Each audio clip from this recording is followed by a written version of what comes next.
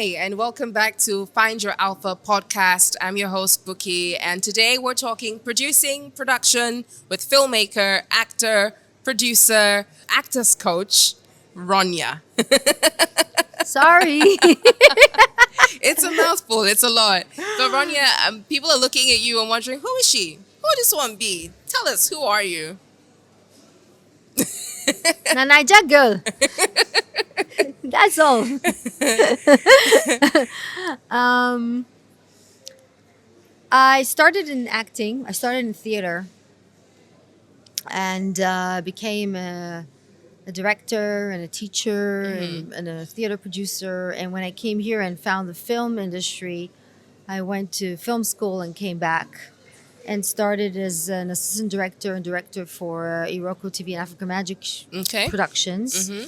features, and an acting coach. I also produced and directed for theater here as well, like my first month in Nigeria ever, which was a beautiful experience.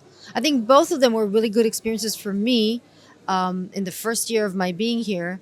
It really threw me into the Into the deep end. yes, into the street life. The street life, the both on the creative side and the like. So I worked with the Society of Performing Arts Okay. SPAN Mm-hmm. when I gave them a master class and directed a musical. And so their hub back then was in Lagos Island. Okay.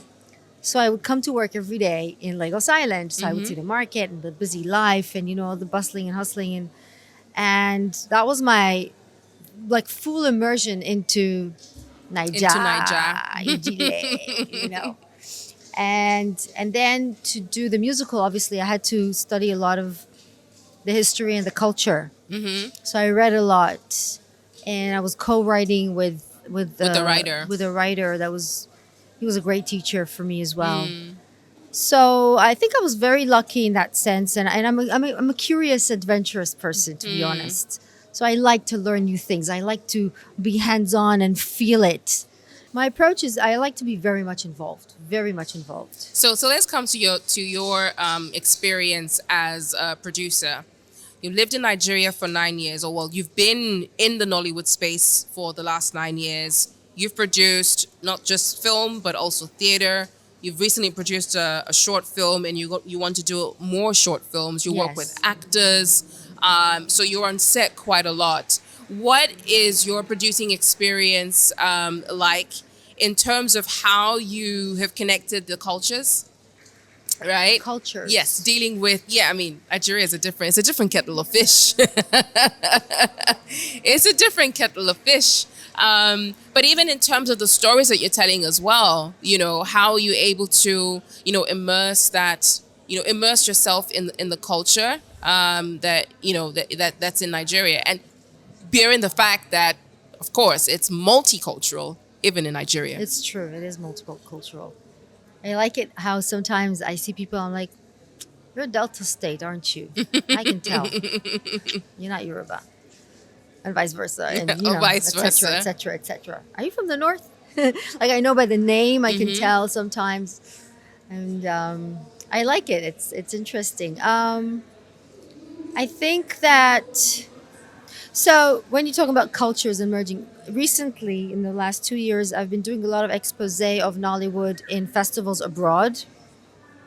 I was invited to do one in Israel and in Serbia, and I did it in Cannes in 2019. I think we have a lot in common. Mm. We are we like to improvise to get the best solution. Mm-hmm. We like to innovate. We think fast. Right. This is what I like about this space here. People are doers. Right. They just get up and do. Mm-hmm. You know, Whether the environment is good or not, they just get up and they do. just get up and do. Right. This was one of the first panels I did in Cannes in 2019. It was a WIFT panel. Speaking of WIFT, which we have today Yeah. in this Africa creative market.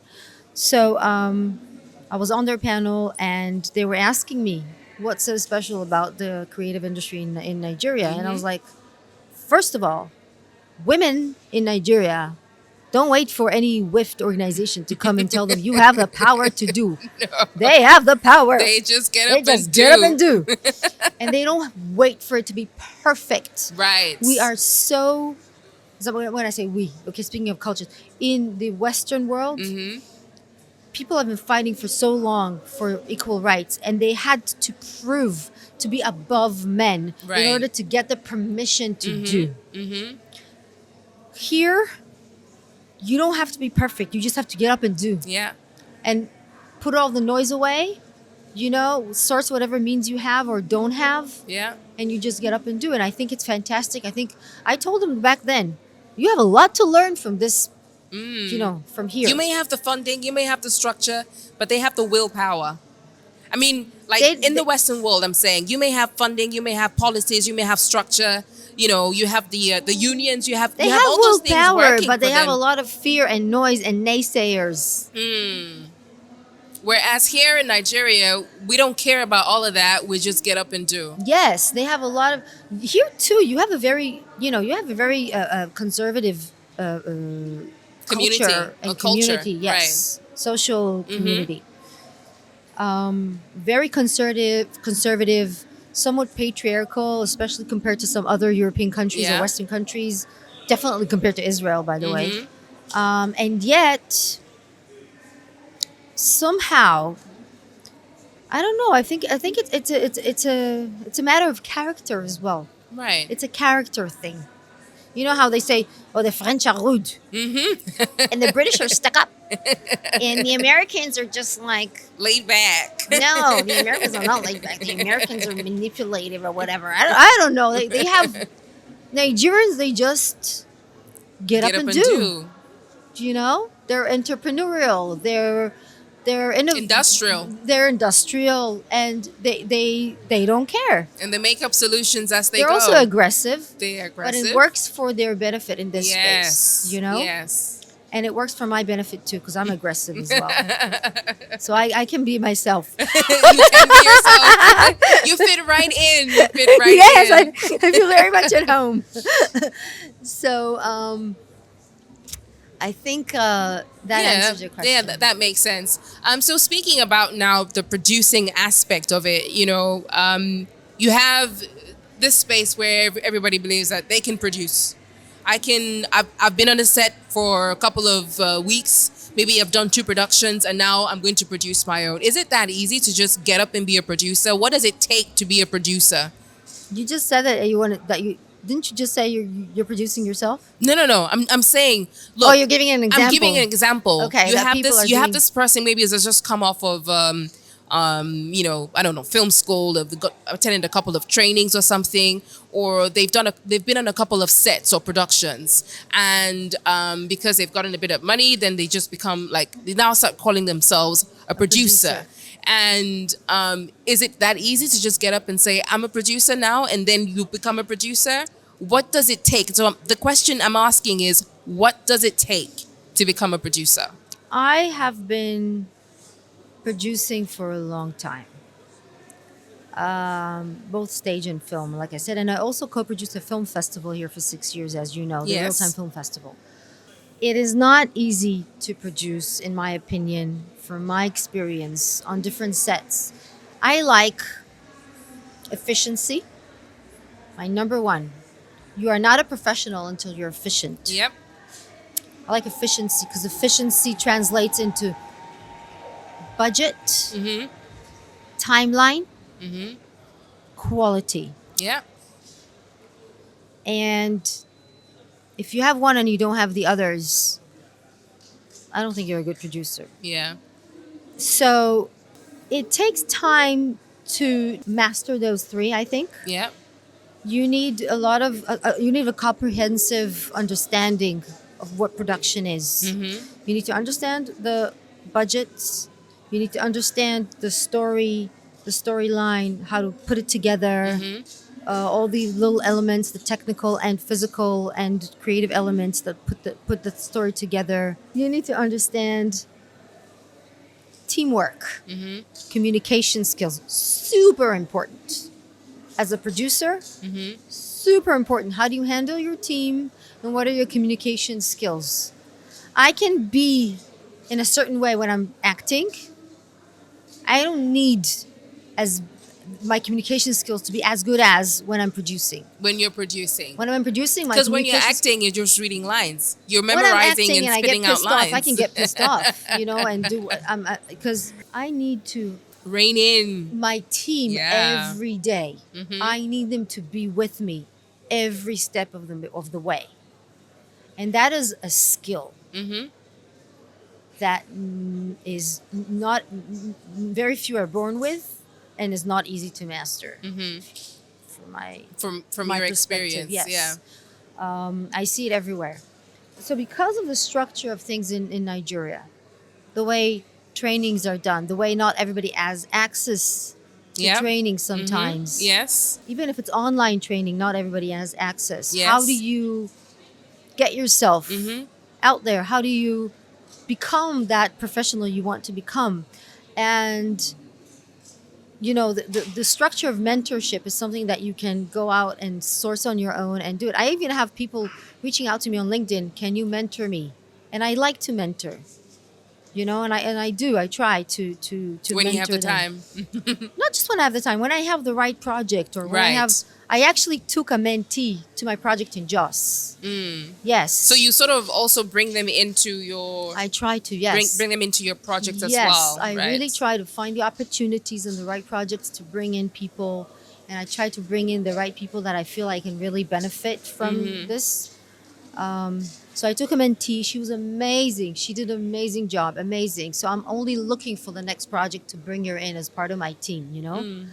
I think finding your mentor is a great way, and be willing to give yourself fully and commit fully to the mentorship process, to learn, but not just to take, but also to give, until your mentor says you're ready, and I don't need you anymore, or you can go on your own, or Yeah. let me help you start your own thing. Even me, I have mentors still.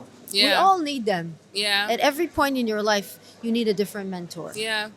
Yeah. I agree with you. I agree with you.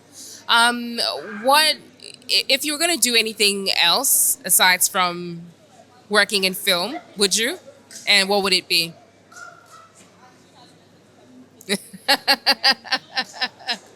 I have this dream. So as a kid, I wrote, I painted, I danced. Those were my three, and I acted. Those were my four things. So I have this dream that when I'm tired from running about, I'll just get myself into a nice space and do an art exhibition. Like, Okay. yeah, I think Okay. that would be my other thing. But I'm too hyper at the moment to do that. You're gonna put all that energy into something at the moment. I gotta move. And I love being around people, and I love, communicating, and I love Yeah. telling stories and bringing other people's stories to life, whether as an actress or as a director. I love it. Right now, I'm working on this film, and the director, I'm acting on it. The director is just fantastic. I just love working with him. It's like, it fills my heart with joy. So I don't want to give that up. No, that's cool. Well, Ronya, thank you so much for stopping by. Thank you, Buki, for This having is me. Find Your Alpha podcast. We're speaking to Ronya about her journey as a producer, living in Niger, like the real Nollywood stuff. And it's been amazing. So hope you enjoyed this conversation, and we'll see you in the next one. And one more before we go. Can I do that? Yeah, sure. I just want to say that I'm super excited about what the future holds, because I'm currently working on some international co-productions, bringing international players into the Nigerian cinema space. And I can't wait to see how it unfolds and bring in all these mentees and teams that I've put together into use. And yeah, exciting. Yeah, thank you for that tidbit of information. I think co-productions are really important, and especially bringing in the international markets and communities as well. And finance. And for financing as well, because, Nollywood is an exportable product.